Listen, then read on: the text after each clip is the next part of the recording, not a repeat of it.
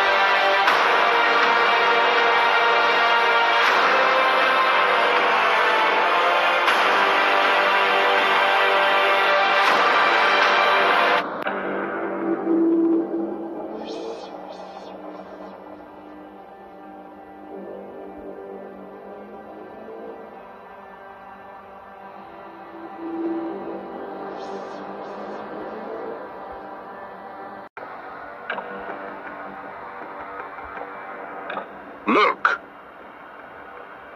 How did we not see them when we passed?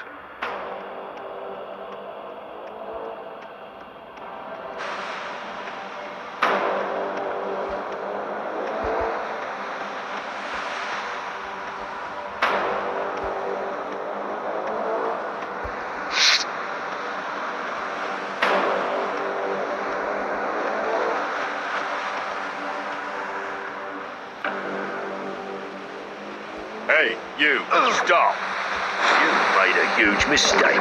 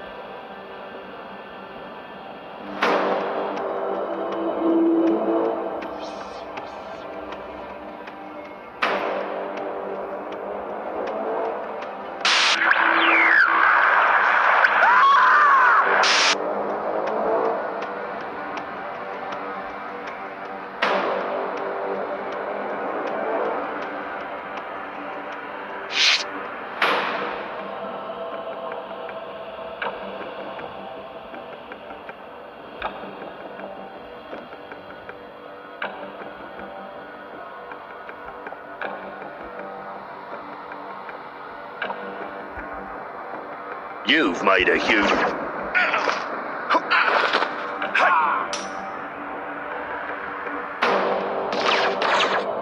Found you, scum. Who's that? An intruder!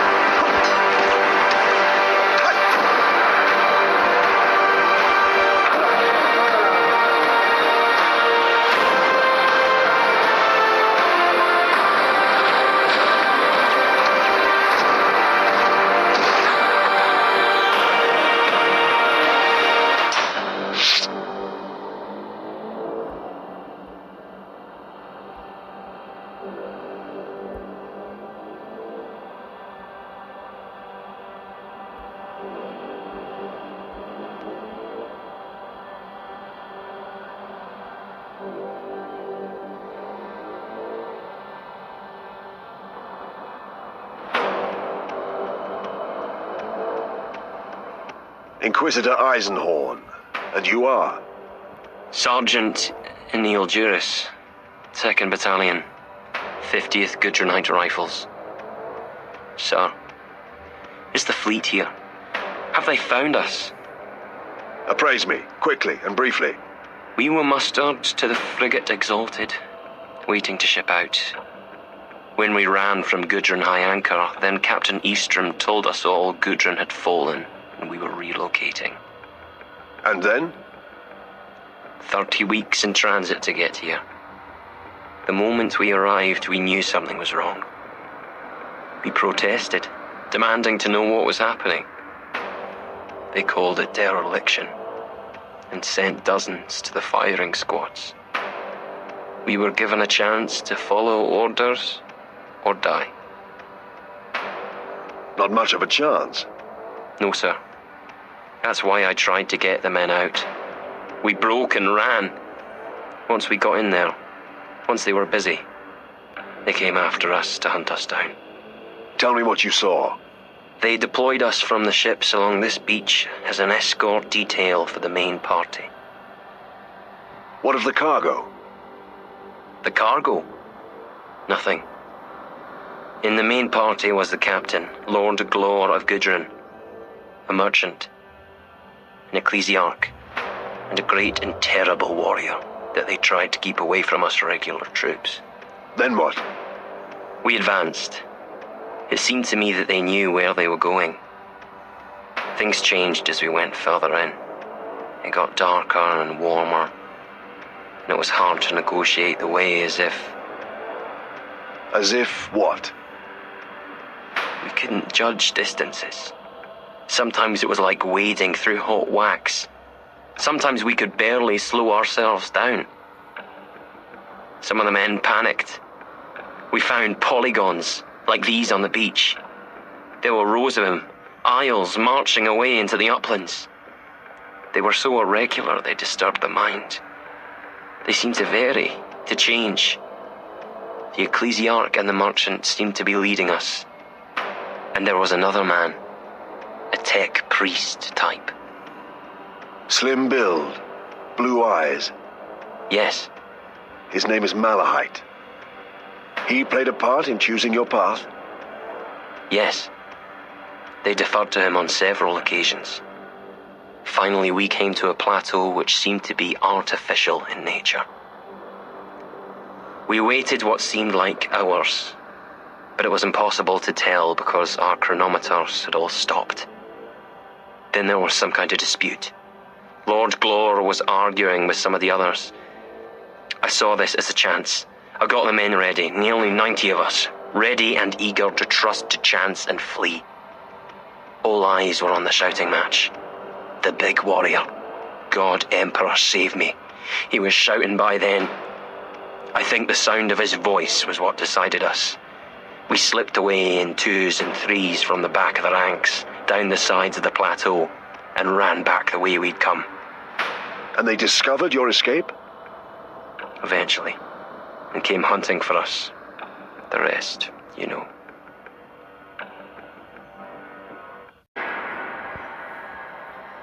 We stripped the fallen of uniforms and disguised ourselves as best we could. The Gudrunite riflemen may have been inexperienced men on the edge of madness, but they were no cowards. Jerus led us into the camp, which our quarry had set close to the location of the Saruthi trade.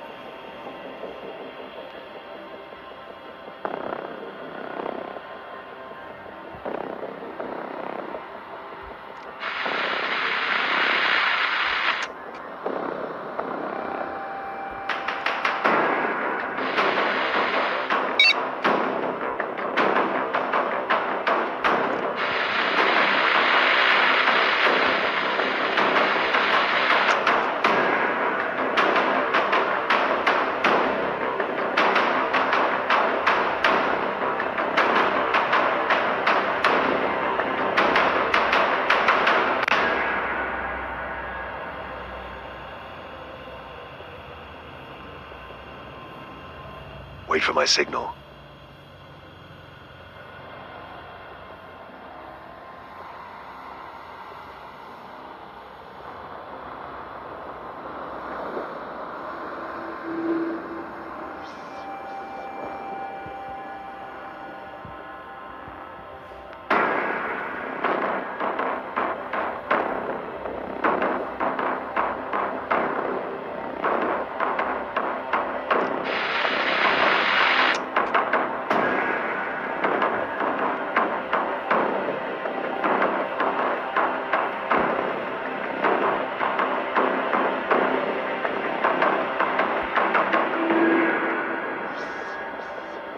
Didn't sign up for this.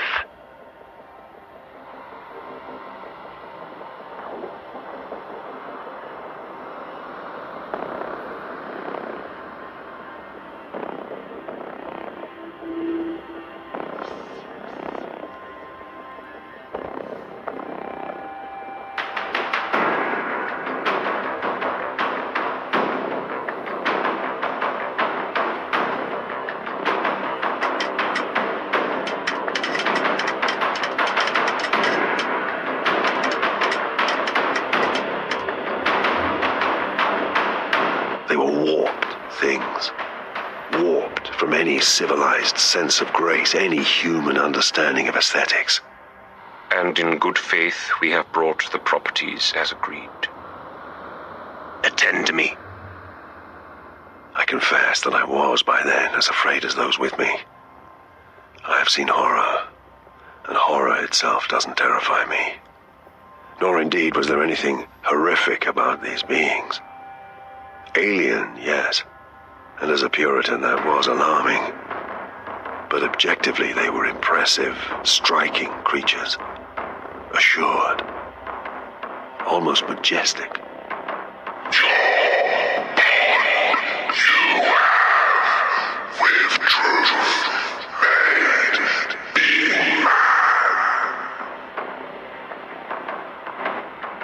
Then we may trade.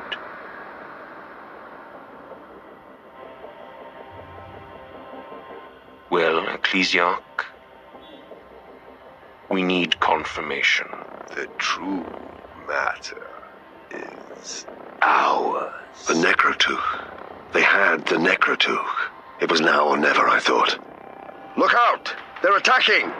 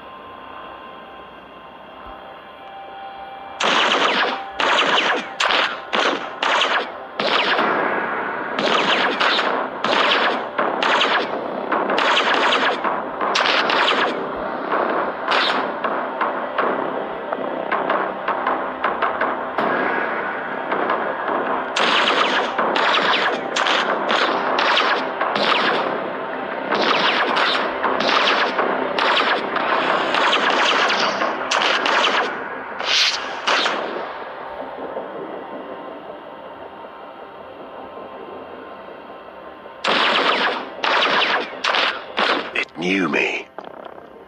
It beckoned to me, telling me to open it and experience its wonders. I didn't even think to resist. What it was showing me was so wondrous, so sublime, so beautiful. The stars themselves, and behind the stars, the mechanisms of reality. The intricate and oh so perfect workings of a transcendent natural force we misguidedly and dismissively called chaos. I undid the wire-like clasps that kept the book shut.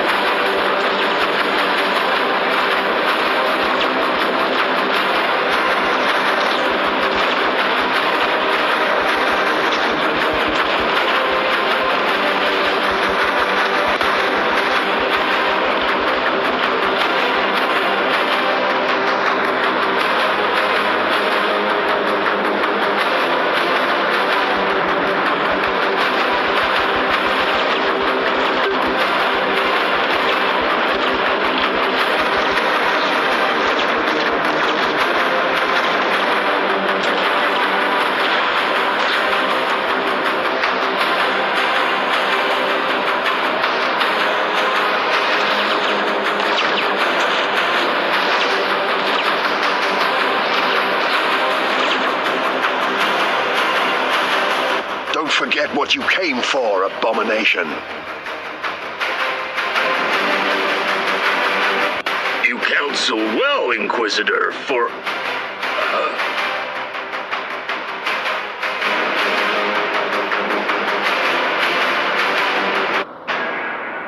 I bent down, torn by duty. The thing should be destroyed. But could not the Inquisition and the Imperium as a whole benefit from the infinite truths it contained? Had I even the right to destroy something so priceless? The Puritan part of me had no doubt. But another part abhorred the idea of wasting it. Evil stems from how knowledge is used. Perhaps if I read a page or two, I could make a better decision. Throw that down, Glor. It's over. For you, yes.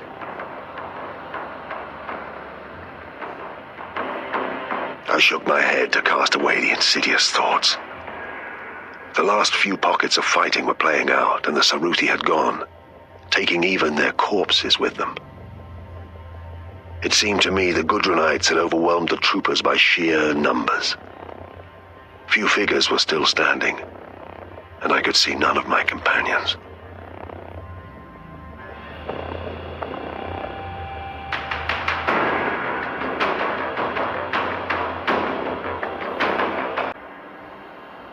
I think it would be prudent to get out of here. It pains me to say this, but we're taking him too. Are you sure? The Inquisition will want to plunder his brain. It is as if this place is coming to an end. We don't want to be here when that happens. Eisenhorn? For pity's sake, you there? Are you there? Conditions are worsening. 3 ships just left, moving right past me. I cannot stay here much longer. Respond. Please, respond. We have to get out of here. We have to get the hell out of here. Tell Elizabeth I agree with that. The echoes, delays, and dislocations were catching up with themselves. The wrongness was righting itself, and I thought, with irony, that made things no better for us. 30 weeks before, as we departed Damask, I had sent my request for assistance to Gudrun via Loink, astropathically. I had outlined as much of the situation as possible, and hoped the Lord Militant would send a military expedition to support me. My hopes were not in vain.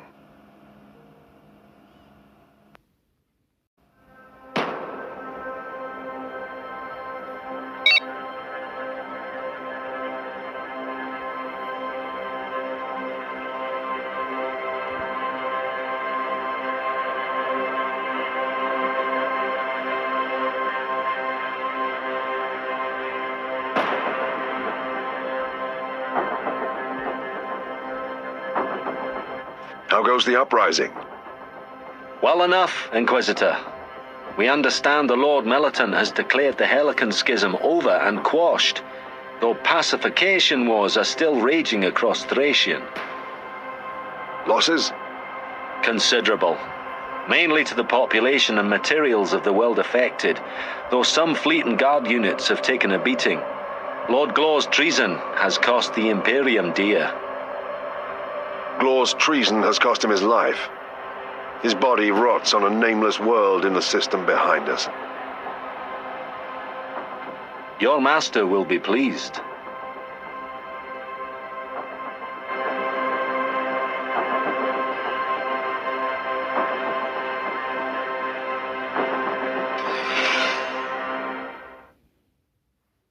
We have read your preliminary report, Brother Eisenhorn. Quite a tale it is.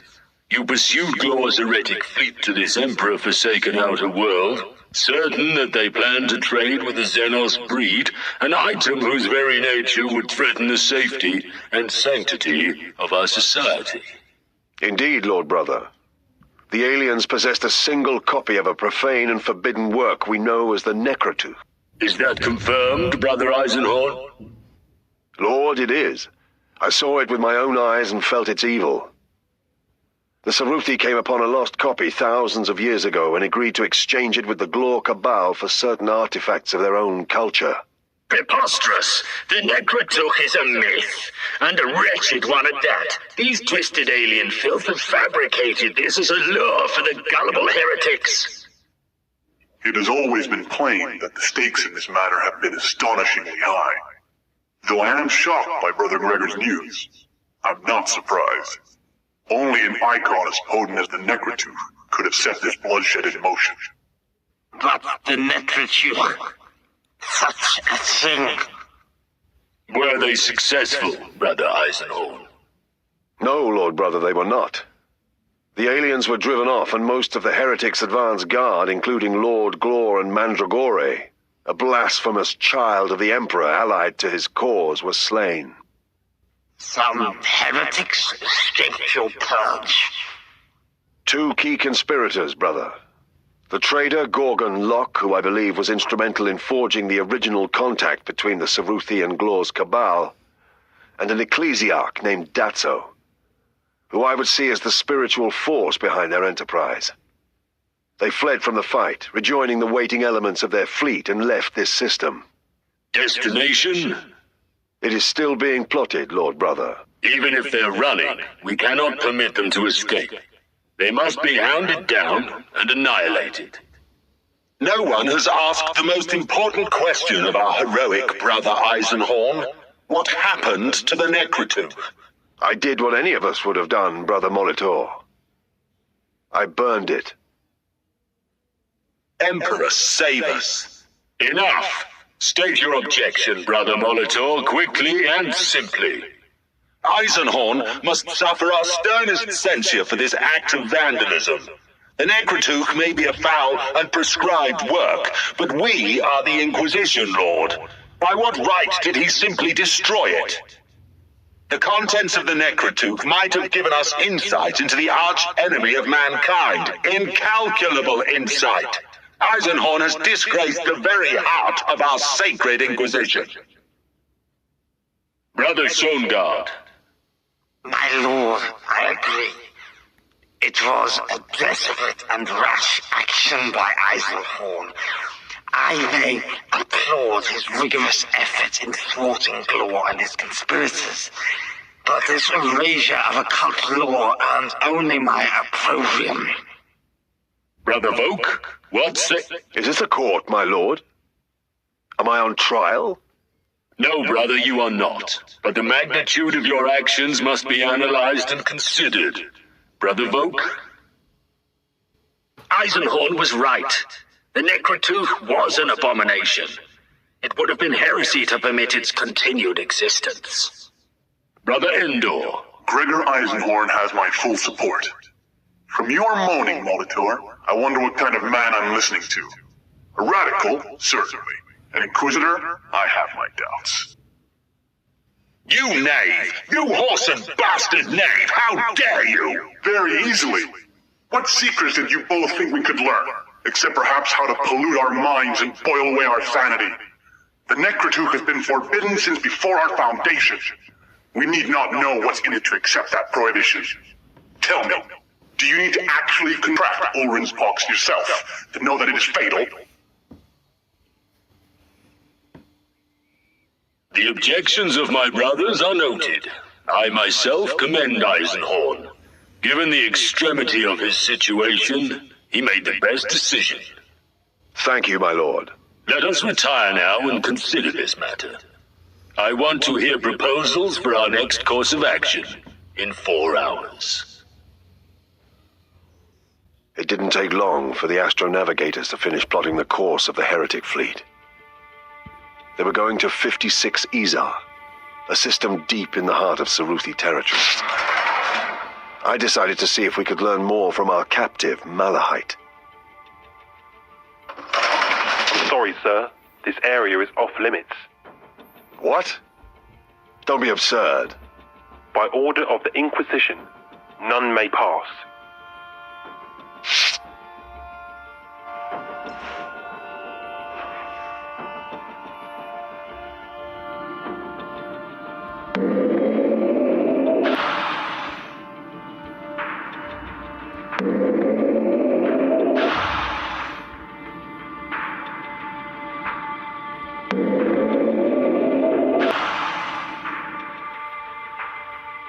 Stand aside. Yes, Inquisitor.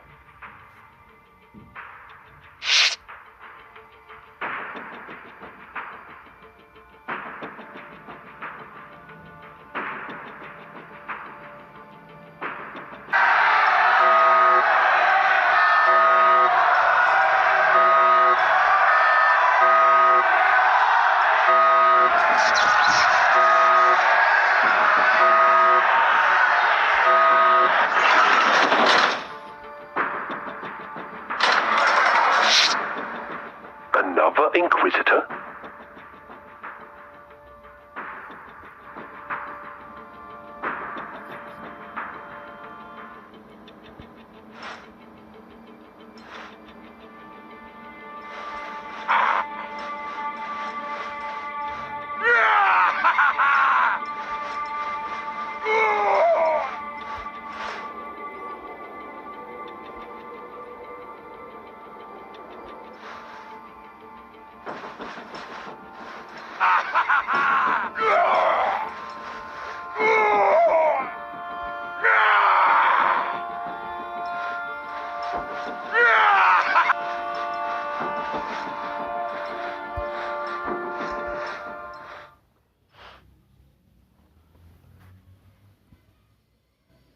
Throne of Terror, he's dead!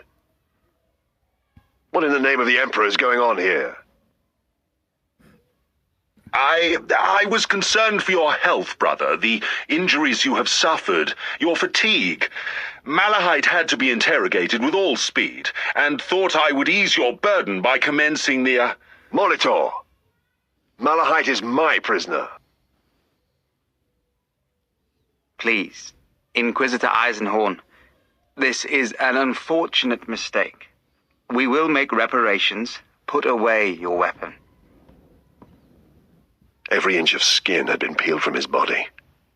Whatever secrets they'd torn from him, they wouldn't divulge to me. Malahite's corpse was placed in a stasis field, and Lord Rorken demanded an auto seance be performed forthwith. I lead, but with Volk's help, and Loink channeling the astropathic choir.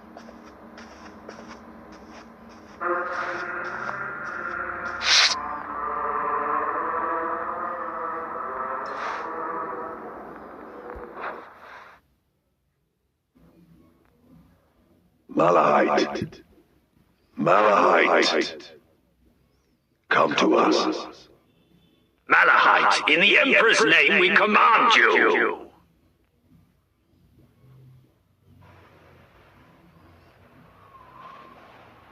I am here. See what we have dug up. Will you cooperate?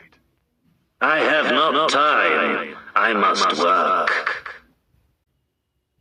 You have plenty of time. Do you know where we are? This is a fringe world. I forget the name. I discovered something of great import here. It is of later events that we wish to speak. This is where it begins.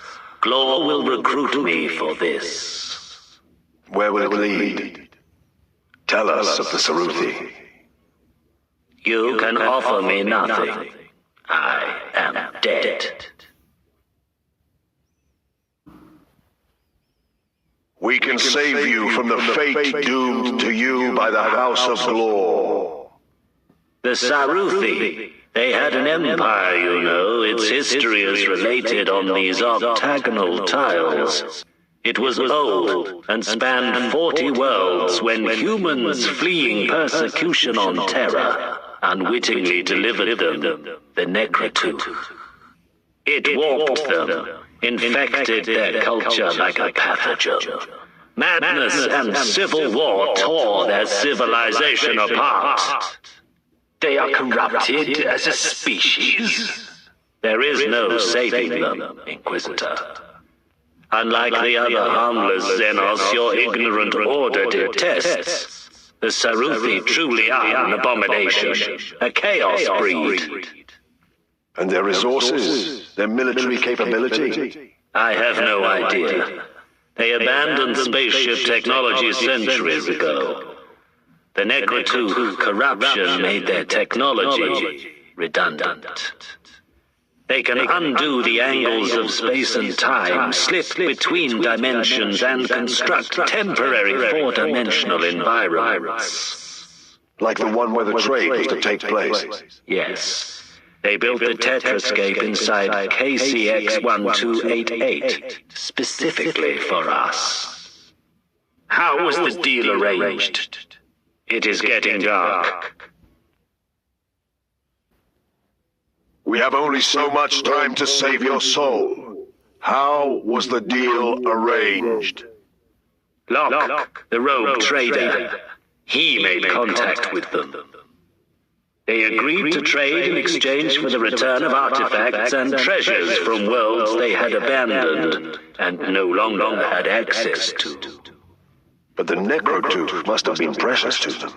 It was in their souls, in their minds, woven into their genetic code by them.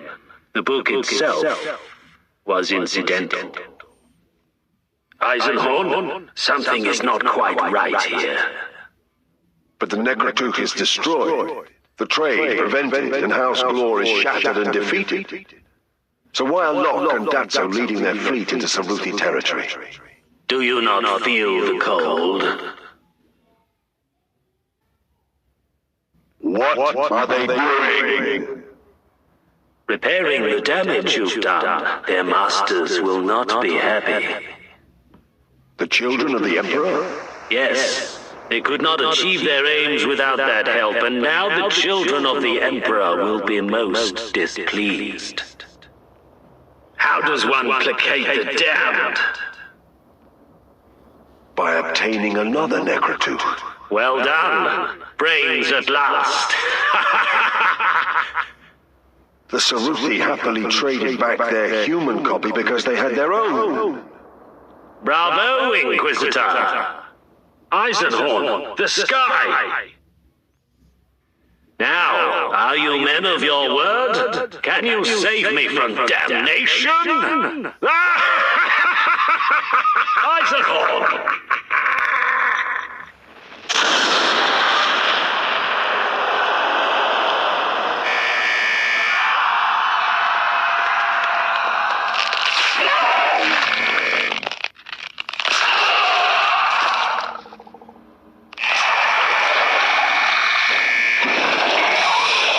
Get help!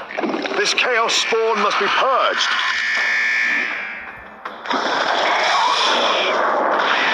Chaos filth, there is no sanctuary here.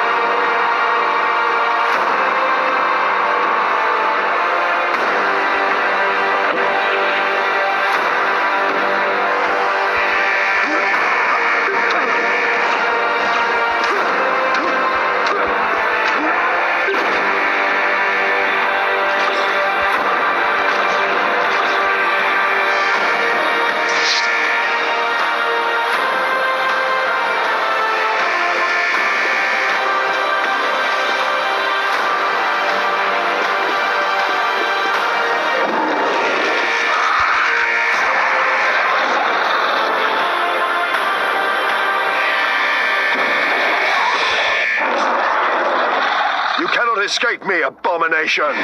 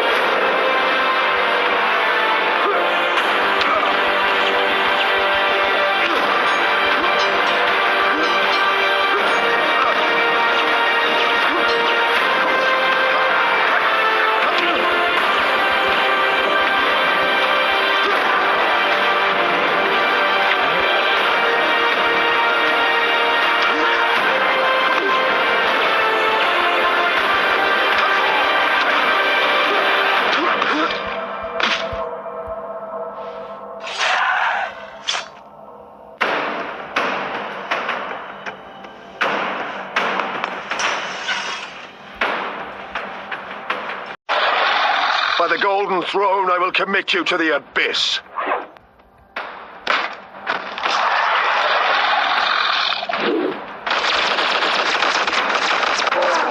Together, brother, let us purge this blasphemy!